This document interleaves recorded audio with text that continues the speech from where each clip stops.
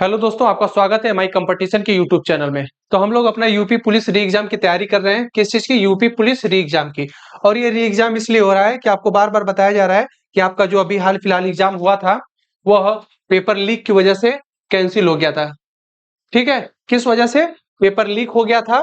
ठीक, बहुत बड़े मात्रा में पेपर लीक हुआ था, इसलिए पेपर को कैंसिल करना पड़ा। और वो पेपर कैंसिल तब हुआ था जब बहुत बड़े स्तर पर जो है प्रदर्शन किया गया था स्टूडेंट के द्वारा। ठीक है, तो हम लोग ये जो है अपना 11 नंबर का सेशन देख रहे हैं। इसके पहले प्रैक्टिस जो हम लोग 10 प्रैक्टिस सेट कर चुके हैं। ठीक है, इन 10 प्रैक्टिस सेट के माध्यम से आप लोग देखे होंगे कि करंट अफेयर्स का जो इंपॉर्टेंट क्वेश्चन है उसका एनालिसिस भी हम लोग किए और उसका ज्यादा से ज्यादा आंसर बता करके अगले क्वेश्चन पे जाने का भी काम किया गया। ठीक है, क्योंकि करंट अफेयर्स का एनालिसिस उतना इंपॉर्टेंट नहीं होता है जितना जीके और जीएस का होता है। तो इस चीज का भी आप लोग ध्यान रखिएगा कि करंट अफेयर्स में जो भी टॉपिक आता है आपका, जैसे स्टैटिक जीके से आ रहा है, फिर हिस्ट्री से आ रहा है अगर, तो उन टॉपिक को नोट करने का प्रयास करिए। ठीक है, तो इस सेशन का हम अगला सवाल देखते हैं हम लोग। क्वेश्चन नंबर 1 क्या कह रहा है, पढ़िए कि 22 मार्च को किस राज्य ने अपना 112वां स्थापना दिवस मनाया? कौन सा दिवस? 112 नंबर का स्थापना दिवस। तो वो जो मनाया गया है, देखिए 1 अप्रैल, कब? 1 अप्रैल को। अच्छा, ये तो बात की बात है। इसके पहले आपको बता दें कि 11 यानी 1911 में, कब? 1911 के आसपास जो है आपको देखने के लिए मिलता है आपका बिहार। ठीक, ये जो बिहार है उस समय अलग हुआ था बंगाल प्रेसिडेंसी से। किससे? बंगाल प्रेसिडेंसी से। ठीक है, और जब ये अलग हुआ, अलग होने के बाद 1 अप्रैल 1936 को बिहार से अलग हुआ आपका उड़ीसा। ठीक, और इसके बाद आपको जो देखने के लिए मिलेगा कि 15 नवंबर सन 2000 को एक बार फिर बिहार टूटता है और उस बिहार से फिर एक बार आपको देखने के लिए मिलता है कि टूट करके झारखंड बनता है। किससे? बिहार से। लोग कहते हैं कि बिहार पिछड़ा हुआ है। बिहार के पिछड़ने का प्रमुख कारण तो ये नहीं है, लेकिन फिर भी कुछ हद तक कारण माना जा सकता है। वहां का प्रमुख कारण कोसी नदी एक है जो वहां पे विनाशकारी के रूप में साबित होती है जब बरसात का मौसम होता है ग्रीष्म ऋतु का के बाद। ठीक है, 22 मार्च को जो है बिहार अपना स्थापना दिवस मनाता है। कौन सा? 112 नंबर का। बिहार की राजधानी कहां पड़ती है? तो याद रखिएगा आप लोग, पटना। और बिहार के जो मुख्यमंत्री हैं वो इस समय कौन है? नीतीश कुमार हैं। ठीक, तो नीतीश कुमार जो है वो जेडीयू पार्टी के संरक्षक भी हैं और उसके साथ साथ बीजेपी के साथ मिलकर के यह सरकार बनाए हैं। इसके पहले किसके साथ सरकार बनाए थे? तो जेडीयू और आरजेडी एक साथ मिलकर के सरकार बनाई थी। ठीक, उसमें सबसे बड़ी बहाली हुई थी आपकी शिक्षक बहाली। 2 हुआ था, एक टीआरई 1 टीआरई 2 हुआ था। और जैसे ही इनका गठबंधन हुआ है जेडीयू और बीजेपी का, टीआरई 3.0 टीचर की बहाली आई, लेकिन वहां पे पेपर लीक हो गया और वो पेपर कैंसिल कर दिया गया। तो ये चीजों से हमको बहुत लेना देना नहीं है। एक चीज याद रखनी है कि 22 मार्च को बिहार का स्थापना दिवस होता है और 22 मार्च को इस सौभाग्य से जल दिवस भी मनाया जाता है। ठीक, अपने चलते हैं अगले क्वेश्चन पे। क्वेश्चन नंबर क्या कह रहा है कि इसमें पढ़िएगा। क्वेश्चन नंबर 2 क्या कह रहा है कि वर्ष 2024 का महाराष्ट्र भूषण पुरस्कार किसे दिया गया? कौन सा पुरस्कार? महाराष्ट्र का भूषण पुरस्कार। क्या डॉक्टर रमनदीप सिंह को दिया गया, डॉक्टर प्रदीप महाजन को दिया गया, या फिर डॉक्टर अमित सक्सेना को दिया गया, फिर डॉक्टर लोकेश लाकेश जो माथुर है इनको दिया गया? क्या 2024 का ये इंपॉर्टेंट करंट अफेयर्स है। किससे? अवार्ड से संबंधित।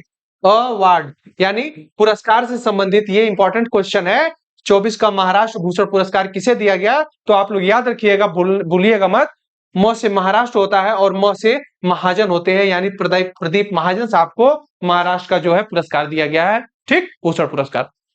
तो इस क्वेश्चन का option number B is the correct हो जाएगा। महाराष्ट्र के बारे में हम लोग थोड़ा सा देखने का प्रयास करें तो आपको बता दें कि महाराष्ट्र में आपको देखने के लिए मिलता है गेटवे ऑफ इंडिया। क्या? Gateway of India. ठीक है, और इसी महाराष्ट्र की जो राजधानी है आपकी वो देखने के लिए मिलती है मुंबई। और यही महाराष्ट्र में अजंता एलोवेरा की गुफा भी आपको देखने के लिए मिलती है। कहां पे? तो आपके महाराष्ट्र राज्य में। ठीक है, महाराष्ट्र की राजधानी आपको पता चल गई, मुंबई है। तो इस क्वेश्चन का option number B is the correct हो जाएगा। डॉक्टर प्रदीप महाजन जो है वो महाराष्ट्र भूषण पुरस्कार के प्रदान किया गया उनको। क्वेश्चन नंबर 3 क्या कह रहा है, पढ़िए कि भारत के नए लोकपाल अध्यक्ष, कौन से अध्यक्ष? नए लोकपाल अध्यक्ष कौन बनाए गए हैं? क्या एस आनंद बनाए गए हैं, या ए गोयल बनाए गए हैं, या एम खानविलकर बनाए गए हैं, या फिर वीएस सिरपुकर बनाए गए हैं? बताइए इस क्वेश्चन का ऑप्शन नंबर क्या सही होगा। लोकपाल अध्यक्ष किसे बनाया गया है? बताइए हाल ही में अभी आपके जो है प्यारे से एम खानविलकर, इनको बनाया गया है क्या 2024 का नया लोकपाल अध्यक्ष। ठीक है, तो क्वेश्चन नंबर 3 का option number C is the correct हो जाएगा। हम लोग अपना अगला सवाल देखते हैं कि रणजी ट्रॉफी 23-24 का खिताब किस टीम ने जीता। ये इंपॉर्टेंट इसलिए आपके एग्जाम में हो जाता है क्योंकि अभी 2024 का जो रणजी ट्रॉफी है वह खेला नहीं गया है, इसलिए 2023-24 का आपके लिए इंपॉर्टेंट हो जाता है। तो किस टीम ने जीता है? क्या सौराष्ट्र जीती है, मुंबई जीती है, या फिर विदर्भ जीता, या फिर मध्य प्रदेश इसको जीता है? बताइए क्वेश्चन नंबर 4 का ऑप्शन क्या सही होगा। तो आपके लिए बता दें कि फिर से जो है आपका महाराष्ट्र की राजधानी मुंबई सही हो जाएगा, जो कि रणजी ट्रॉफी 2023-24 का जो खिताब है अपने नाम किया। और ये जो रणजी ट्रॉफी होता है, क्या रणजी ट्रॉफी, यह किस खेल से संबंधित है? तो हमेशा आप लोग ये सवाल याद रखिएगा कि यह क्रिकेट से संबंधित है, क्या रणजी ट्रॉफी। ठीक है, तो इस क्वेश्चन का आपको आंसर देखने के लिए मिलेगा मुंबई। ठीक है, तो मुंबई कहाँ की राजधानी है? तो याद रखिएगा आपका महाराष्ट्र की राजधानी देखने के लिए मिलती है। इस क्वेश्चन का ऑप्शन नंबर आपका सी सही हो गया। अगला सवाल देखते हैं हम लोग, क्वेश्चन नंबर 5 क्या कह रहा है कि दुनिया की, क्या पढ़िएगा, कि किस देश के जेद्दा के अल जवाहरा में दुनिया की पहली 3D प्रिंटेड, क्या 3D प्रिंटेड मस्जिद। अब तक तो जो मस्जिदें बनती हैं वह 2D में ही बनती थी, लेकिन पहली जो है 3D यानी 3 डिस्प्ले, डी का मतलब डिस्प्ले, 2D या 3D यानी 3D प्रिंटेड मस्जिद का अनावरण किया गया है, या कहां किया गया है? तो इस क्वेश्चन का आंसर क्या होगा बताइए। क्या भारत में, सऊदी अरब में, यूएई में, या फिर पाकिस्तान में? बताइए इस क्वेश्चन का आपका ऑप्शन नंबर क्या सही होगा। देखिए आपको बता दें कि जो भारत है, भारत की राजधानी आपको नई दिल्ली देखने के लिए मिलती है। कहां पे? नई दिल्ली। भारत में ही आपको इंडिया गेट और गेटवे ऑफ इंडिया देखने को मिलता है। भारत में बहुत से ऐसे चीजें हैं जो विश्व धरोहर के में शामिल की गई हैं। भारत में 4 प्रकार के आपको हॉट स्पॉट यानी जैव विविधता देखने के लिए मिलता है। ठीक, और सऊदी अरब की बात की जाए तो यह आपका एक अरब कंट्री है, यूएई भी आपकी एक अरब कंट्री है, और पाकिस्तान की बात की जाए तो ये भारत का पड़ोसी देश है, और इसकी राजधानी आपको इस्लामाबाद देखने के लिए मिलती है। क्या? इस्लामाबाद देखने के लिए मिलती है। कहां पे मिलती है दोस्तों? इस्लामाबाद देखने के लिए मिलती है। और आपको एक बात बताएं तो ये जो आपका 3D प्रिंटेड मस्जिद का अनावरण किया गया, पहली 3D प्रिंटेड मशीन का मस्जिद का, यह आपके सऊदी अरब में देखने के लिए मिलता है। तो इस क्वेश्चन का option number B is the correct हो जाएगा। ठीक, तो क्वेश्चन नंबर 5 का ऑप्शन नंबर आपका सऊदी अरब सही हो जाएगा, क्योंकि सऊदी अरब में पहली जो है 3D प्रिंटेड मस्जिद का अनावरण किया गया है। ये चीज याद रखिएगा। अगला क्वेश्चन देखते हैं हम लोग कि किस शहर में दुनिया की पहली वैदिक घड़ी स्थापित की गई है? कौन सी घड़ी? वैदिक। अब तक तो आप लोग स्मार्ट घड़ी और नॉर्मल घड़ी देखे होंगे। ठीक, जो इस प्रकार से आप हाथों में पहनते हैं, ये घड़ी होती है। यह या तो स्मार्ट वॉच के नाम से इस समय जाना जाता है, का स्मार्ट वॉच, या फिर नॉर्मल घड़ी, या साधारण घड़ी के रूप में हाथ घड़ी, साधारण हाथ घड़ी के रूप में जाना जाता है। ठीक है दोस्तों, लेकिन पहली वैदिक घड़ी जो है दुनिया के किस शहर में स्थापित की गई है? तो इस क्वेश्चन का ऑप्शन नंबर क्या सही होगा। क्या मथुरा में, क्या जयपुर में, या फिर उज्जैन या मध्य प्रदेश में, या फिर रायपुर जो छत्तीसगढ़ की राजधानी है उसमें? तो क्वेश्चन नंबर 6 का ऑप्शन नंबर क्या सही होगा बताने का प्रयास करिए। तो हम आपको बताते हैं कि जो दुनिया की पहली वैदिक घड़ी है वह आपके उज्जैन शहर में, कहां है? उज्जैन, मध्य प्रदेश के उज्जैन में जो है पहली वैदिक घड़ी स्थापित की गई है। यह क्वेश्चन मोस्ट इंपॉर्टेंट है आपके एग्जाम के लिए, यूपी पुलिस री एग्जाम के लिए, और कई प्रकार के जो भी और भी एग्जाम होने वाले हैं उन एग्जाम में भी ये सवाल देखने के लिए आपको मिल सकता है कि भारत की या दुनिया की पहली वैदिक घड़ी का आविष्कार किसने किया था। तो यह बताने का प्रयास करिएगा। कहां? तो आपके उज्जैन यानी मध्य प्रदेश में देखने के लिए मिलता है। ठीक है, तो इस क्वेश्चन का ऑप्शन नंबर क्या सही होगा? आपको इस क्वेश्चन का option number C is the correct हो जाएगा। ठीक है, चलिए थोड़ा सा देख लेते हैं हम लोग उत्तर प्रदेश के बारे में। तो उत्तर प्रदेश की जो राजधानी आपको देखने के लिए मिलती है वो आपकी लखनऊ में है, और उत्तर प्रदेश का जो मुख्यमंत्री है वो आदित्य योगीनाथ है।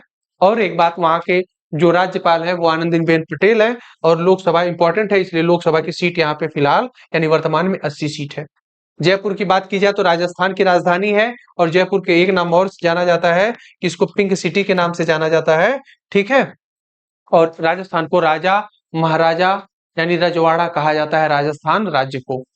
ठीक, उज्जैन की बात की जाए तो यह मध्य प्रदेश का एक शहर है, और मध्य प्रदेश की राजधानी अगर देखी जाए तो वो आपको भोपाल में देखने के लिए मिलती है। कहाँ पे? भोपाल में। और यहाँ के जो मुख्यमंत्री हैं आपको देखने के लिए मिलेंगे मोहन यादव। कौन है? मोहन यादव, जो अभी हाल ही में चुनाव हुआ था मध्य प्रदेश मुख्यमंत्री का। ठीक है, और छत्तीसगढ़ जो है इसकी राजधानी आपको रायपुर देखने के लिए मिलती है। तो इस क्वेश्चन का option number C is the correct हो जाएगा। ठीक है, अपने अगले सवाल पर चलते हैं। अगला सवाल हमारा 7वें नंबर का क्या कह रहा है कि रैंगपो, क्या रैंगपो स्टेशन नाम से भारत के किस राज्य के पहले रेलवे स्टेशन की आधारशिला रखी गई है? बताइए, रैंगपो स्टेशन नाम से भारत के किस राज्य के पहले रेलवे स्टेशन की आधारशिला रखी गई है? क्या वो मणिपुर है, मेघालय है, सिक्किम है, या फिर नागालैंड है? तो क्वेश्चन नंबर 7 का ऑप्शन नंबर क्या सही होगा, बताइएगा। तो इस क्वेश्चन का आपका ऑप्शन जो है सी इज द करेक्ट हो जाएगा, क्योंकि सिक्किम राज्य में जो है कि रैंगपो स्टेशन नाम से एक नया रेलवे स्टेशन जो बनाया जाएगा, इसकी आधारशिला या इसकी नींव रखी जा चुकी है। ठीक है दोस्तों, अपने अगले सवाल पर चलते हैं। अगला सवाल हमारा क्या कह रहा है? क्वेश्चन नंबर 8 आपको ये कह रहा है कि हाल ही में जारी अंतरराष्ट्रीय हॉकी फेडरेशन रैंकिंग में भारतीय पुरुष और महिला हॉकी टीम क्रमशः किस स्थान पर रही?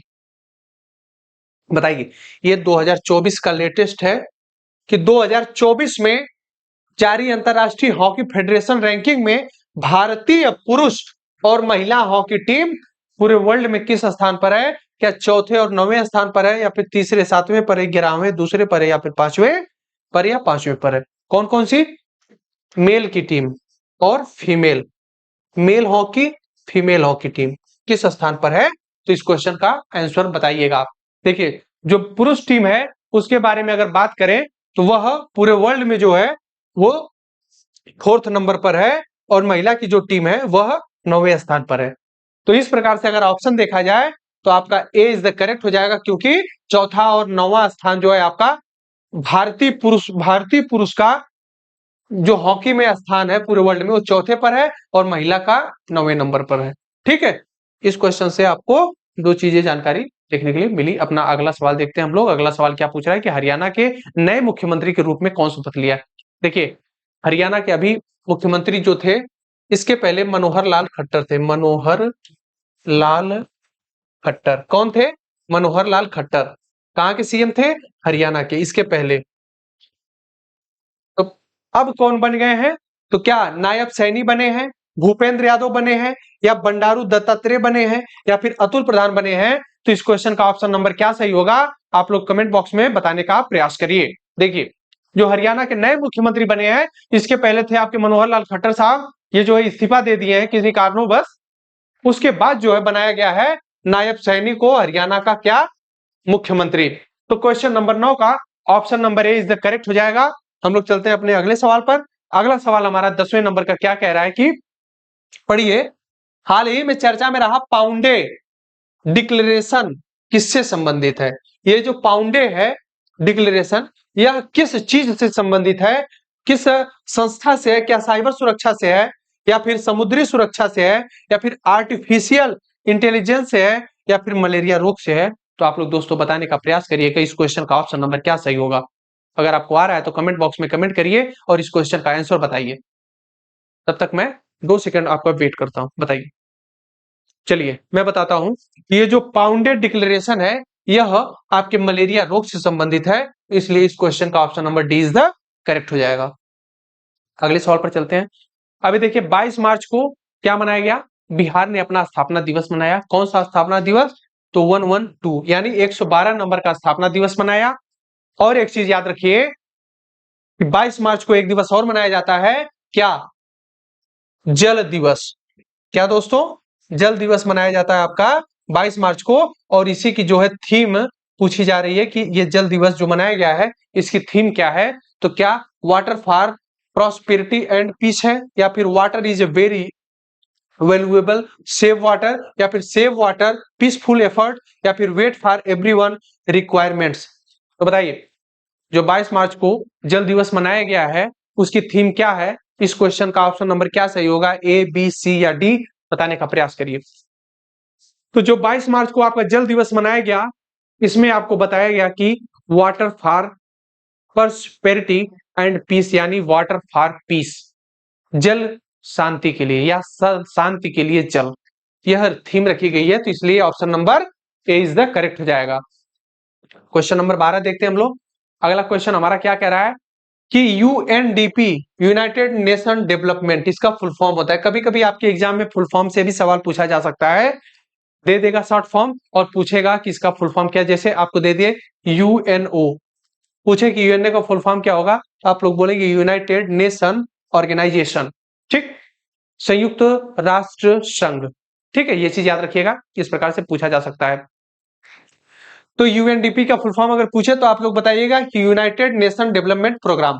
अब ये जो है इसके द्वारा जारी लैंगिक असमानता सूचकांक, ये जो लैंगिक असमानता सूचकांक ये जारी कौन करता है, तो यूएनडीपी करता है।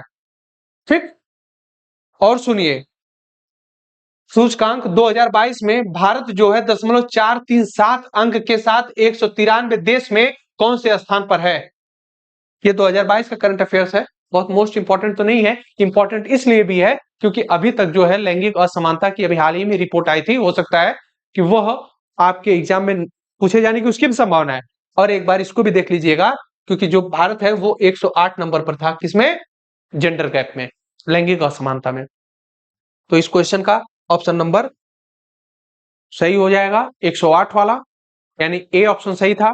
और क्वेश्चन नंबर 13 हम लोग ध्यान से पढ़ने का प्रयास करेंगे कि हाल ही में खबरों में रहा ब्लू लाइन, क्या, ब्लू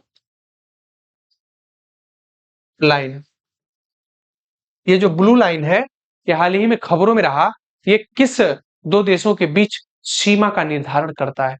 यानी जैसे एक कंट्री ये हो गई और एक कंट्री ये हो गई, तो ये जो सीमा का निर्धारण हो रहा है इसी को मान लीजिए ब्लू लाइन कहा गया। ब्लू लाइन ये किन दो देशों के बीच में, ये देश कौन है, ये देश कौन है, तो क्या लीबिया और अल्जीरिया है, फ्रांस और जर्मनी है, लेबनान और इजराइल है, या फिर इटली और स्लोवेनिया है। इस क्वेश्चन का ऑप्शन नंबर क्या सही होगा, बताने का प्रयास करिए आप लोग। तो ये जो क्वेश्चन नंबर 13 है इसका ऑप्शन आपको देखने के लिए मिलेगा लेबनान और इजराइल में, आपको जो है ब्लू लाइन यानी लेबनान और इजराइल के बॉर्डर पर आपको देखने के लिए मिलती है ब्लू लाइन। जैसे भारत और पाकिस्तान में आपको देखने के लिए मिलता है एलओसी, भारत चाइना में देखने के लिए मिलता है एलएसी, इस प्रकार से आपको लेबनान और इजराइल में देखने के लिए मिलता है क्या, तो आपको ब्लू लाइन देखने के लिए मिलता है। तो क्वेश्चन नंबर 13 का ऑप्शन नंबर आपका सी इज द करेक्ट हो जाएगा। क्वेश्चन नंबर 14 देखते हैं हम लोग। 14 नंबर का क्वेश्चन क्या कह रहा है, इसको आसानी तरीके से पढ़िए कि पेरिस में जो ओलंपिक 2024 में भारत के ध्वजवाहक किसे चुना जाएगा। अभी देखिए पेरिस में ओलंपिक होने वाला है 2024 में, तो उसके ध्वजवाहक किसे चुना गया। ध्वजवाहक का मतलब जब उसका उद्घाटन होगा, जिस दिन वो शुरू होगा, उस समय भारतीय तिरंगा लेकर के कौन खड़ा रहेगा, यानी उसका स्वागत कौन करेगा। क्या मनिका बत्रा है, या फिर सौरभ चौधरी है, या फिर शरद कमल है, या नीरज चोपड़ा जो गोल्ड मेडल यानी भाला फेंक में गोल्ड मेडल हासिल किए हैं वो है। तो क्वेश्चन नंबर 14 का पेरिस ओलंपिक जो 2024 में होगा इसके ध्वजवाहक चुने जाएंगे, आपके चुने गए हैं वह है शरद कमल। कौन है, शरद कमल। और याद रखिएगा पेरिस आपके कहां पे पड़ता है, फ्रांस में। फ्रांस से हमारे संविधान में एक चीज लिया गया है कि भारत क्या है, एक गणराज्य है। तो जो गणराज्य है ये जो लिया गया है वह आपके संविधान फ्रांस के संविधान से लिया गया है। तो क्वेश्चन नंबर 14 का option number C is the correct हो जाएगा। चलते हैं हम लोग अपने अगले सवाल पे। अगला सवाल क्या कह रहा है, इसको पढ़िएगा। क्वेश्चन नंबर 15 कह रहा है कि भारतीय कृषि अनुसंधान परिषद ने कृषि क्षेत्र में नई तकनीक के लिए किसके साथ समझौता किया है। जो भारत की कृषि अनुसंधान परिषद है, ठीक, इंडियन एग्रीकल्चर की अनुसंधान परिषद जो है उसने कृषि के क्षेत्र में बढ़ावा करने के लिए, तकनीक में सुधार करने के लिए, अच्छी अच्छी तकनीक लाने के लिए किसके साथ समझौता किया है? क्या एग्री एक्स लैब के साथ, अराव एग्रीटेक के साथ, या फिर धानुका एग्रीटेक लिमिटेड के साथ, या फिर क्रॉप फार्म के साथ? बताइए क्वेश्चन नंबर 15 का ऑप्शन नंबर क्या सही होगा? इस क्वेश्चन का आंसर जो है आपका धानुका एग्रीटेक लिमिटेड के साथ भारतीय कृषि अनुसंधान परिषद ने समझौता किया है। और किस लिए किया है? कृषि में नई तकनीक लाने के लिए, कृषि में सुधार करने के लिए, किस प्रकार से कृषि में सुधार किया जाए, अच्छी पैदावार लाया जाए और उसकी में टेक्नोलॉजी का इस्तेमाल किया जाए। तो वह किसके साथ हुआ है? धानुका एग्रीटेक लिमिटेड के साथ। ठीक है दोस्तों, तो ये रहा हमारा आज का आखिरी सवाल। तो आशा करते हैं आप लोग बहुत अच्छे से सेशन को देखे होंगे और देखते रहिए एमआई कंपटीशन के यूट्यूब चैनल को। मिलते हैं नेक्स्ट वीडियो में, तब तक के लिए जय हिंद।